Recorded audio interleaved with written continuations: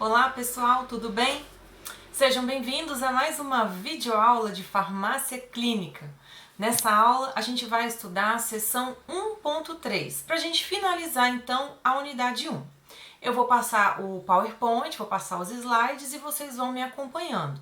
Assim que for possível, eu volto, falo um pouquinho e a gente vai tentando fazer, reproduzindo aquilo que a gente faz na sala de aula.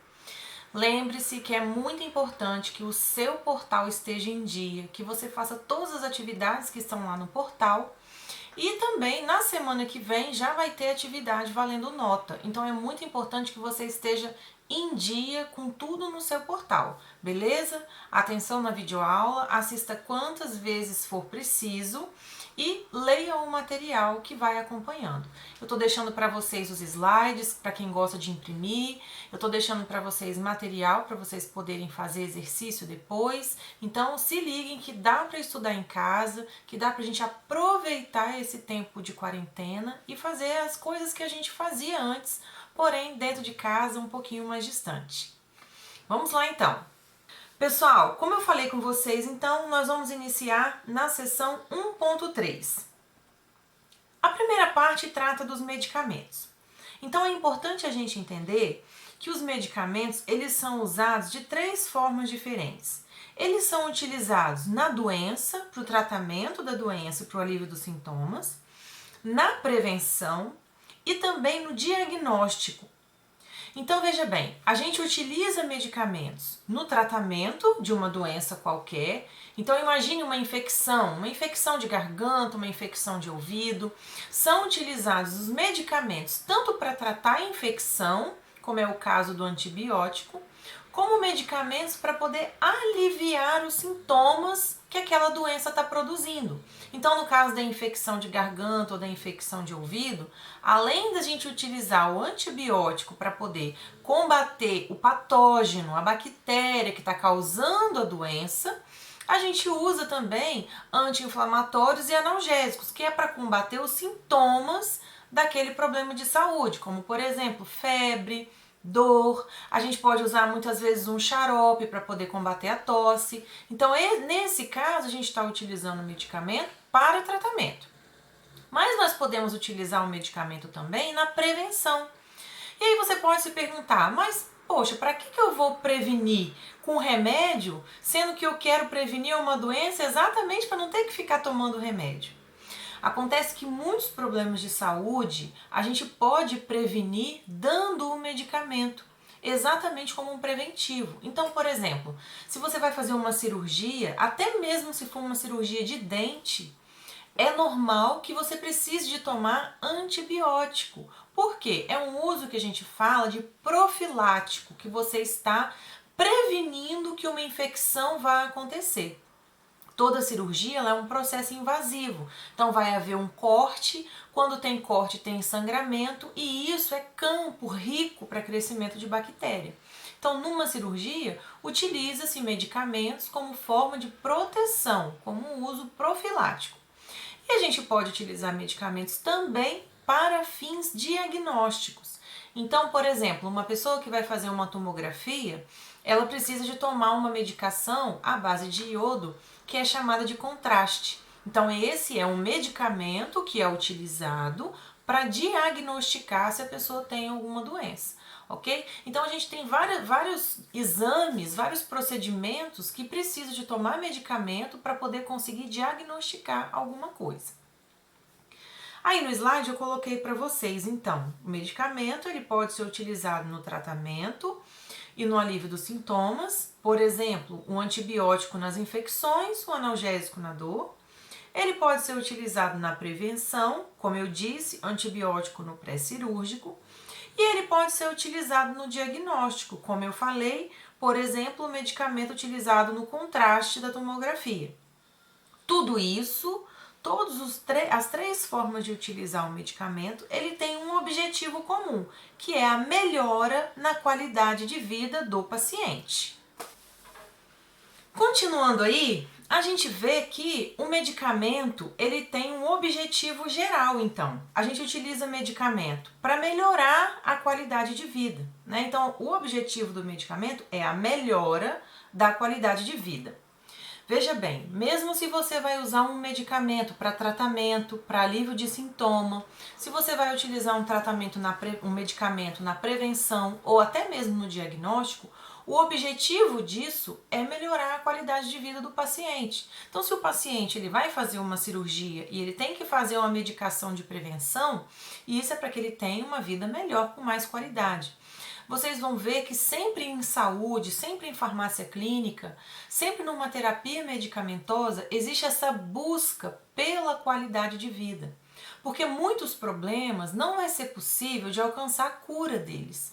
Então, muitas vezes, por exemplo, no diabetes, você não vai alcançar a cura, a pessoa vai ser sempre diabética, mas você consegue melhorar muito a qualidade de vida. Isso significa que mesmo a pessoa tendo diabetes, ela consegue levar uma vida normal, adotando alguns tratamentos farmacológicos e alguns tratamentos não farmacológicos, como por exemplo exercício físico, melhora na alimentação, terapias alternativas, meditação, várias coisas podem fazer com que a pessoa leve uma vida normal. Isso é qualidade de vida. É a pessoa não perder atividades que ela fazia por conta da doença. Então, por exemplo, uma pessoa que ela passa a ter um problema de coluna, se ela gostava de praticar exercício físico, se ela gostava de correr, se ela gostava de nadar, muitas vezes ela fica impedida de fazer isso. Então, quando uma pessoa ela é impedida de fazer algo que ela fazia, que ela gostava, a gente fala na saúde que a pessoa perdeu qualidade de vida. Então, uma pessoa hipertensa, ela pode perder qualidade de vida, porque algumas atividades, porque alguns medicamentos, porque alguns alimentos, ela não pode ingerir. Então, sempre o nosso objetivo com a terapia medicamentosa é fazer com que a pessoa ela tenha uma melhora na qualidade de vida dela. Mas pode acontecer também do medicamento falhar. Então, olha aí no slide. Primeiro a gente tem então mostrando que o objetivo geral do medicamento é levar a melhora da qualidade de vida do paciente. Mas pode acontecer também de um medicamento ele falhar. Então, quando o medicamento ele chega na falha, como que é isso? Como é que é a falha de um medicamento? A falha, ela é quando a gente tem reações adversas, efeitos colaterais e toxicidade do medicamento. Então, nesse caso, o medicamento ele não levou a uma melhora da qualidade de vida, porque ele produziu uma reação adversa, ou ele produziu um efeito colateral que a pessoa não aguenta tomar mais o medicamento, ou ele foi tóxico para esse paciente. Toda vez que um medicamento falha e que ele provoca uma dessas três coisas, ou mais de uma dessas três coisas, ele vai levar a um aumento da morbidade, aumento da mortalidade e aumento dos gastos, quando a gente está falando aqui de serviço público. Lembrando então, pessoal, que a morbidade ela é uma expressão utilizada na epidemiologia para dizer um número de pessoas que fica doente em relação a uma população geral. Então vamos imaginar que aqui em Guarapari chegue o coronavírus. A morbidade do coronavírus ela vai ser calculando-se quantas pessoas estão com coronavírus e quantas pessoas são de Guarapari. Qual é a população de Guarapari? Quantas estão com coronavírus? E aí a gente consegue entender a morbidade. Isso num determinado período de tempo. Então, por que o coronavírus no mundo ele tem uma morbidade muito alta? Porque num curto período de tempo, milhões de pessoas estão tendo essa doença. Então, essa é a taxa de morbidade. O quanto essa doença ela atinge a população num período de tempo. A taxa de mortalidade quer dizer quantas pessoas morrem num determinado período de tempo de acordo com a população estudada. Então, já se sabe, no caso do coronavírus, por exemplo, que a taxa de mortalidade dele é de 20%. Ou seja, de 100 pessoas que ficam doentes, 20 morrem. Então, é uma taxa alta de mortalidade, tá certo? Nesse caso, ok? Então, de acordo com os estudos que ainda tem, isso pode mudar a qualquer momento, ok? E isso pode aumentar também os gastos nos serviços de saúde. Então, toda vez que uma pessoa toma um medicamento, vamos supor que essa pessoa é usuária do SUS, porque toda vez que a gente fala em aumento de gasto de saúde, a gente está falando, a gente está pensando no SUS. Então, na saúde pública de uma forma geral. Então, todas as vezes que uma pessoa ela usa um medicamento e aquele medicamento falha com aquela pessoa, ou o medicamento deixa de fazer efeito, ou o medicamento traz um efeito adverso muito forte, ou traz um efeito colateral que a pessoa não consegue lidar com aquilo, ou ele é tóxico, isso vai fazer com que a pessoa procure o sistema de saúde, precise de uma nova consulta e precise de novos medicamentos. Isso representa gasto. Todas as vezes que eu tenho uma doença, uma epidemia, um processo de pandemia, de epidemia, como que a gente está vivenciando agora, isso aumenta muito os gastos de saúde, porque são mais pessoas dependendo dos leitos hospitalares. São mais profissionais dependendo de equipamentos de proteção individual, luva, máscara, álcool, enfim, uma infinidade de coisas. Isso significa, então, aumento de gastos de saúde. Quando a gente fala de medicamento, todas as vezes então que um medicamento ele faz mais mal para uma pessoa do que bem, isso vai gerar custo. Por isso é muito importante que o medicamento ele seja bem escolhido para o paciente e que o paciente faça o uso correto, para que aquele medicamento seja o suficiente para resolver o problema daquele paciente e trazer uma melhora para a qualidade de vida dele. Continuando nos nossos slides. Eu coloquei aqui para vocês a diferença entre efeito colateral e reação adversa. Eu sei que muitos de vocês já estão cansados de ouvir essas distinções, essas definições de efeito colateral e reação adversa. Mas é muito importante que vocês estejam preparados para poder saber distinguir uma coisa da outra. Todas as vezes que eu falo no efeito colateral, a gente tem que entender que colateral é lado a lado, é uma coisa acontecendo lateralmente à outra. No caso de um medicamento, isso está completamente relacionado ao mecanismo de ação do medicamento. Ou seja, um efeito colateral ele é esperado, porque de acordo com o mecanismo de ação de determinado medicamento, pode ser que aconteça um efeito paralelo àquilo. Isso é um efeito colateral. Então, ele é um efeito esperado e ele não é necessariamente um efeito ruim. Pode ser que o paciente não consiga lidar com esse efeito colateral, não consiga conviver com esse efeito colateral, mas ele não é necessariamente um efeito ruim. Por exemplo, todas as vezes que a gente toma um medicamento antialérgico, ou que a gente toma, por exemplo, um Dramin, o que a gente espera que aconteça? A gente espera que a gente sinta sono. Porque o sono ele é um efeito colateral aos medicamentos antihistamínicos. O Dramin faz parte dessa classe dos antihistamínicos. Os antialérgicos são antihistamínicos. Então, veja bem, qual é o mecanismo de ação de um medicamento antihistamínico? Ele vai bloquear os canais de histamina. A histamina é uma substância do nosso organismo que mantém a gente em vigília, que mantém a gente acordado. Uma vez que a gente bloqueia a ação da histamina, a gente sente sono. Então é um efeito colateral, vai acontecer, não tem como não acontecer. Não tem como você fazer com que uma histamina ela pare de funcionar, entre aspas, tá? Falando de uma forma bem simples, e não sentir sono, porque a histamina, um dos efeitos dela é esse. O outro efeito da histamina é causar vasodilatação. Por isso então que quando você tem alergia, você sente coceira, porque vai um monte de histamina, faz uma vasodilatação, tá ali participando do processo de reconhecimento de alguma coisa que está te fazendo mal. Então você precisa da histamina para isso. Aí você vai lá e bloqueia a histamina, você sente sono, porque uma outra ação da histamina é te manter acordado. Então, só para ficar bem claro, um efeito colateral ele vai acontecer ao mesmo tempo. Então, ao mesmo tempo que você tem um efeito antialérgico acontecendo pelo bloqueio da histamina, esse bloqueio da histamina vai te causar sono, porque era ela que te deixava acordado.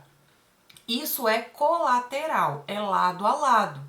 né? E não necessariamente um efeito ruim. Sono não é um efeito ruim. Porém, se for para um motorista, é um efeito colateral que ele não pode suportar, porque ele precisa estar acordado para poder dirigir, né? Então não é que é um efeito ruim, mas às vezes o paciente ele não vai saber lidar com aquele efeito colateral, ele não vai ter como lidar com aquele efeito colateral.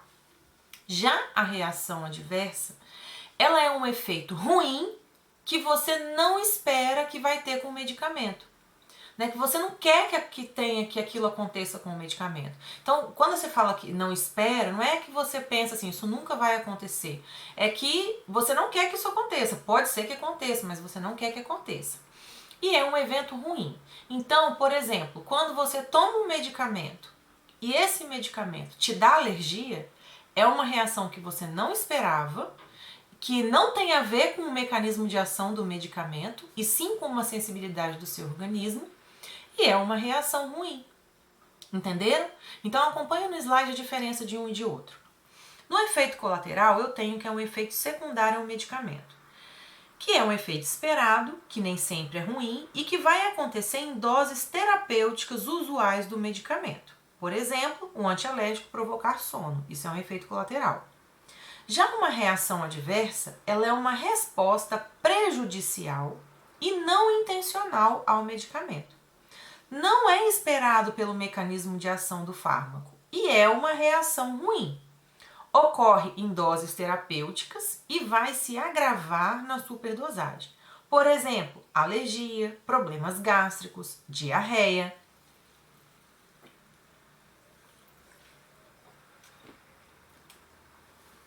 Então, por exemplo, quando você toma um medicamento e você sente muito enjoo, e você vomita, e você tem diarreia, isso é uma reação adversa.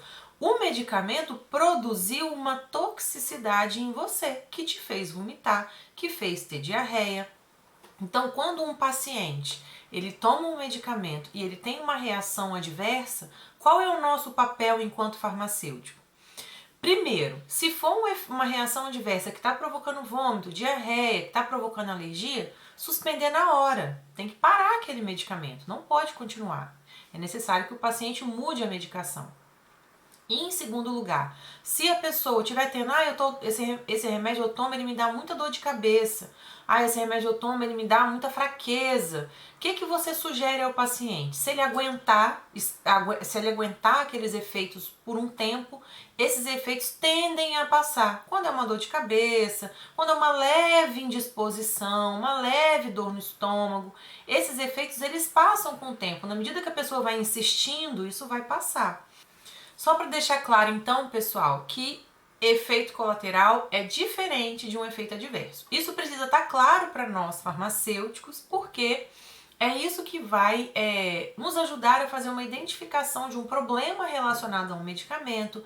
Se eu preciso sugerir ao paciente que interrompa aquele tratamento, se eu preciso de informar o médico através de uma carta que os efeitos colaterais estão trazendo desconforto para o paciente, ou que ele está tendo reações adversas muito graves, né? Então, como exemplo, eu vou dar a vocês o exemplo da metformina.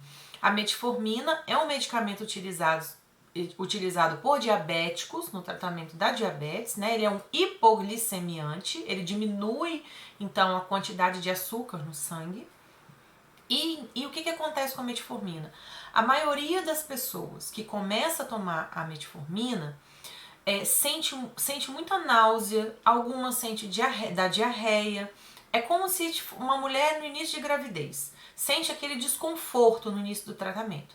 Mas se o paciente aguentar segurar as pontas, normalmente esses efeitos passam no segundo ou no terceiro mês de tratamento.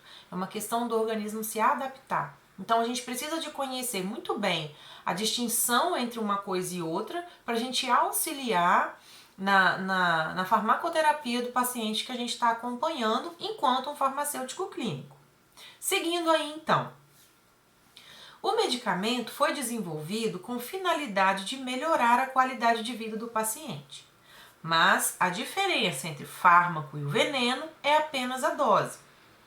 Com o avançar do tempo, evidenciou-se que seria necessária uma maior participação do farmacêutico no controle do medicamento, tanto no uso quanto na monitorização dos efeitos. Tem uma frase, então, muito difundida, que é de um médico chamado Paracelso, muito da antiguidade. Paracelso dizia que a diferença entre o medicamento e o veneno é a dose. O que ele quis dizer com isso? Que um medicamento, para que ele produza um efeito benéfico no seu corpo, ele tem que ser utilizado na dose certa, no tempo certo. Tudo que você sobrecarrega tem um efeito tóxico. Então, qualquer medicamento, se for tomado além da dose necessária, além do tempo necessário, pode provocar um dano muito grande ao organismo. Um simples paracetamol, por exemplo, ele pode dar uma hepatite grave, cirrose e levar um paciente à morte. Então é muito importante que o farmacêutico clínico ele esteja presente para monitorar a farmacoterapia do paciente, exatamente porque ele vai saber distinguir a hora certa de parar, a hora certa de ajustar uma dose, ok? Então vamos continuar. O acompanhamento farmacoterapêutico é a prática de maior grau de efetividade na busca de resultados positivos em saúde envolvendo medicamentos. O acompanhamento farmacoterapêutico consiste na utilização de metodologias que permitem ao farmacêutico evitar, identificar e resolver todos os problemas de saúde que ocorreram em decorrência do uso de medicamentos, fazendo-se necessária a realização de uma avaliação constante de todo o processo saúde e doença. O farmacêutico consegue aplicar todos os seus conhecimentos sobre os medicamentos, sendo que são seus objetivos zelar pela saúde do paciente e promover uma melhora na sua qualidade de vida.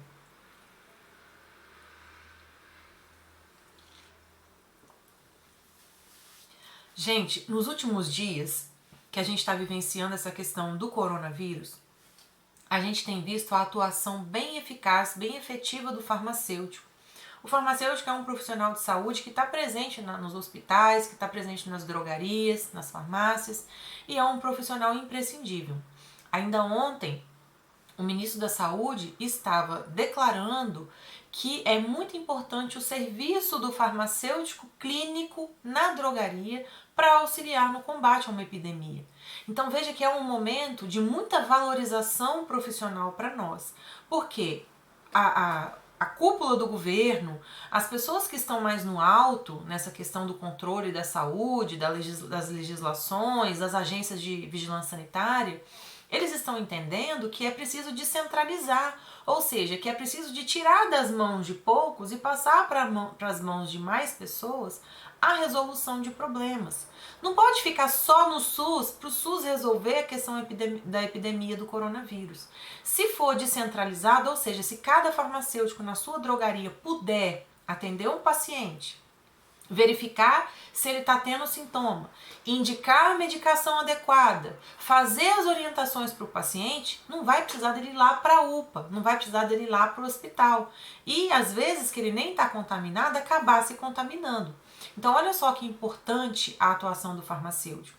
Um paciente que está com coronavírus, por exemplo, ele vai sentir febre alta, tosse, e outros sintomas de gripe. Necessariamente febre alta e tosse. O restante dos sintomas pode ser que a pessoa tenha ou não, né? Mas a febre alta e a tosse a pessoa tem. Então se a pessoa chega na drogaria, vai consultar com o farmacêutico clínico e o farmacêutico identifica febre alta e tosse e mais algum sintoma de gripe, ele pode orientar o paciente a utilizar os medicamentos de pirona, paracetamol, pode indicar um determinado tipo de xarope e solicitar ao paciente que fique em casa de repouso, fazendo a sua quarentena, isolado das outras pessoas para não transmitir o vírus.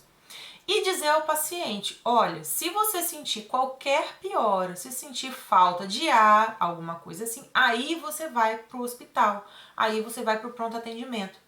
E o farmacêutico clínico ainda tem o diferencial do acompanhamento, que é entrar em contato com o paciente depois para saber se ele está melhorando. Então, olha como o farmacêutico ele pode ser útil numa questão de epidemia, onde todo mundo vai para a UPA, onde todo mundo vai para o posto de saúde, onde todo mundo entra em pânico. Se a gente tem os farmacêuticos que podem identificar o problema e sugerir um medicamento, então a gente pode melhorar muito as coisas. Essa é a importância do farmacêutico clínico. Seguindo aí então, para a gente fazer um acompanhamento farmacoterapêutico, é necessário que sejam preenchidas fichas de entrevistas com o paciente. Esses formulários são ferramentas úteis para consultas e tomadas de decisão. São informações que auxiliam na hora de realizar a atenção farmacêutica. Então, o que tem que ter na documentação? Histórico de informações sobre o paciente, percepções e conclusões do farmacêutico naquele prontuário, naquela ficha, o plano de assistência que o farmacêutico vai passar para a equipe que acompanha o paciente, os exames clínicos que o farmacêutico fez, pressão, glicemia, nebulização, temperatura, o que o farmacêutico tiver feito, desculpa, nebulização não é exame clínico, é procedimento, mas todos os exames realizados pelo farmacêutico devem constar. Exames laboratoriais que o paciente eventualmente mostre e as instruções para o próximo encontro com o paciente. Vamos então verificar as metodologias do segmento farmacoterapêutico. Antes da gente falar nessas metodologias, a gente vai precisar de entender um pouquinho sobre a identificação dos PRMs. O que é PRM? PRM é problema relacionado aos medicamentos. PRM, todos os problemas relacionados aos medicamentos interferem na ação do medicamento e interferem no objetivo principal do medicamento, que é melhorar a qualidade de vida. Nós temos dois métodos principais para identificar PRM. O método Dader e o método de Minnesota. Eles são muito parecidos, só que o método de Minnesota tem uma classificação de PRM a mais. Acompanha comigo.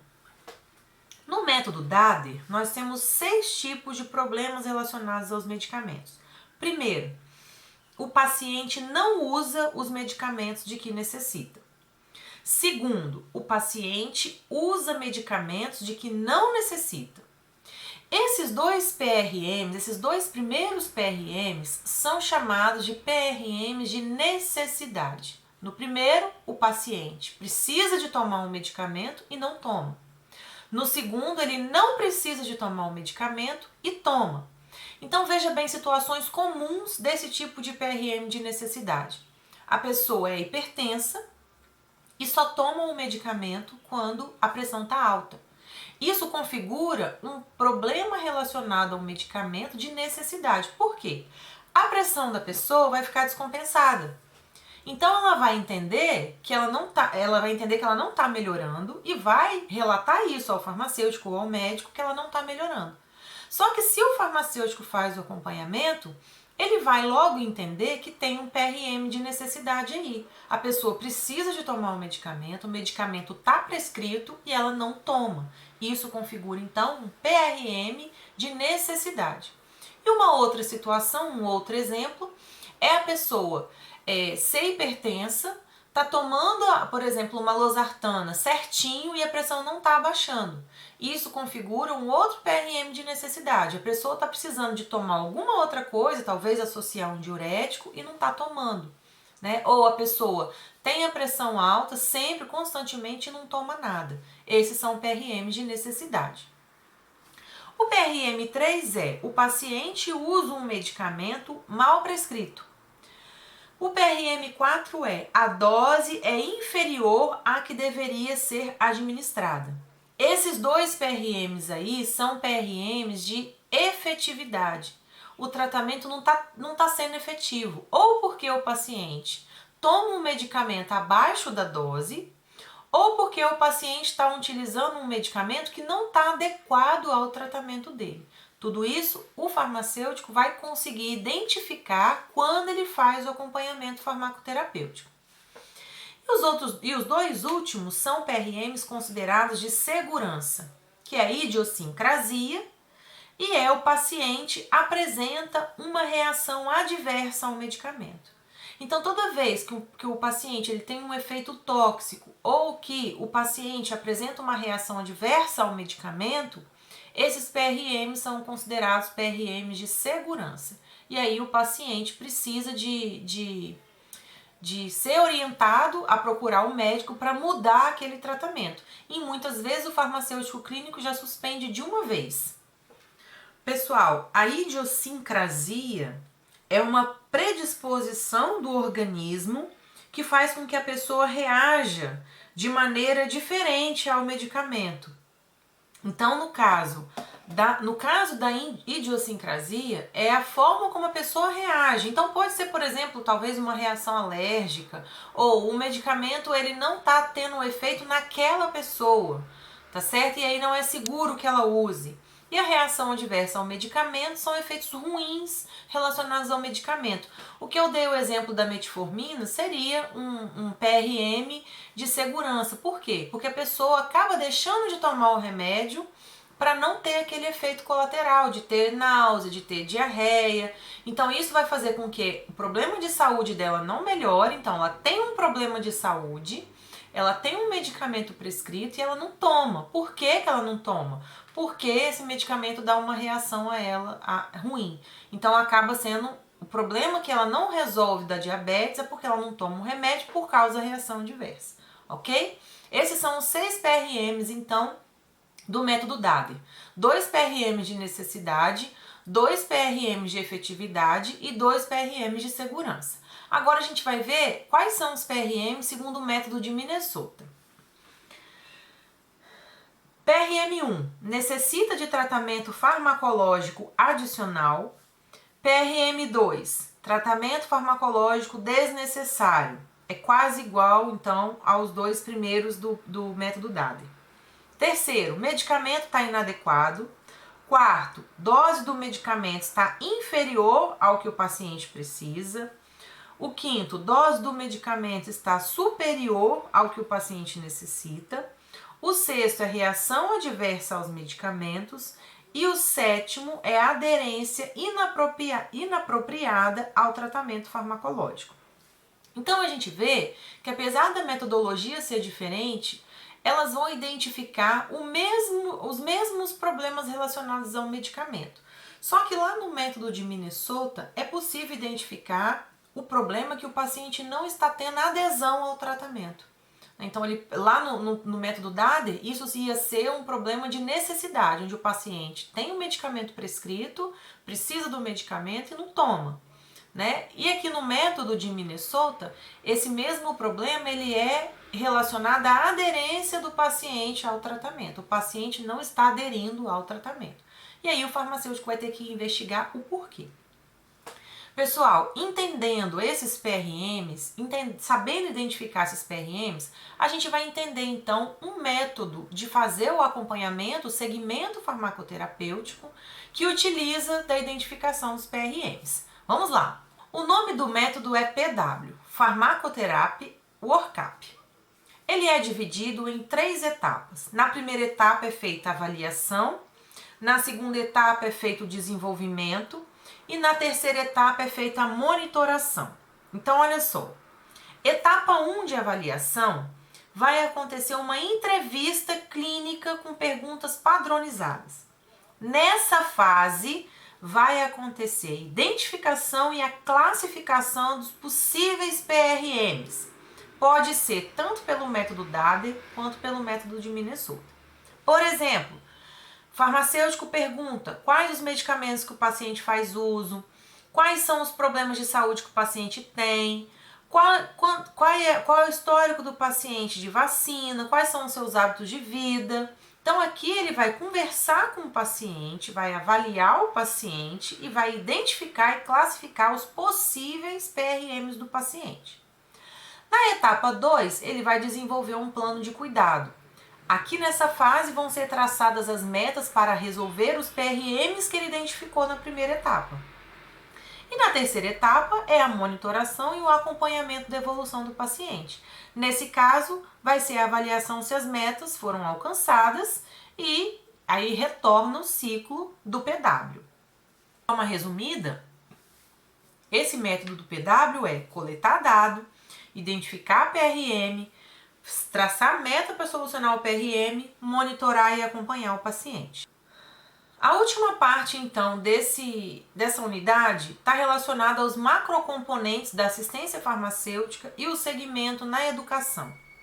Como fazer o segmento na educação através da atenção farmacêutica, através da farmácia clínica. É basicamente isso.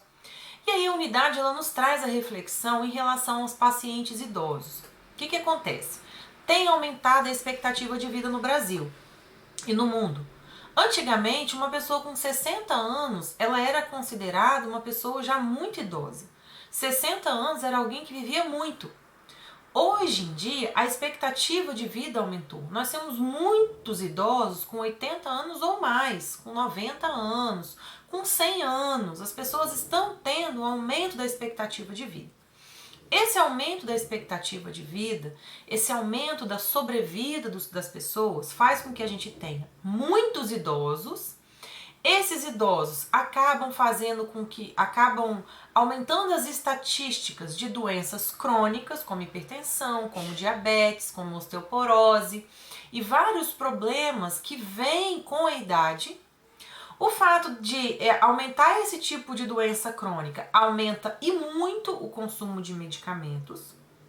E o aumento do consumo de medicamentos leva a um aumento de problemas relacionados aos medicamentos.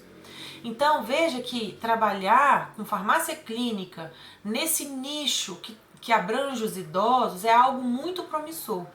Porque a expectativa é que se aumente cada vez mais os anos de vida, né? Com o avanço da ciência, com as informações que chegam até nós, a gente consegue esticar aí muito a nossa expectativa de vida. Só que doenças crônicas acompanham as pessoas até o final da vida. Então isso vai fazer com que elas tomem mais medicamentos e isso vai fazer com que seja necessário que o farmacêutico esteja ali para fazer o acompanhamento farmacoterapêutico e identificar os problemas relacionados aos medicamentos para levar a melhora da qualidade de vida para esses idosos. Além disso, os idosos, a gente precisa considerar que eles têm uma farmacocinética diferenciada, ou seja, as funções desses pacientes, as funções orgânicas, o fígado, os rins, o intestino, já não trabalham mais da mesma forma. Né? E para você ter uma farmacocinética bacana, absorção, distribuição, eliminação desse medicamento do organismo, isso vai ser totalmente diferente quando a gente está falando de um idoso. Porque a função hepática é diferente, então vai ser diferente a biotransformação, vai ser diferente o tempo de excreção, né? E isso pode aumentar muito a toxicidade dos medicamentos em pacientes idosos.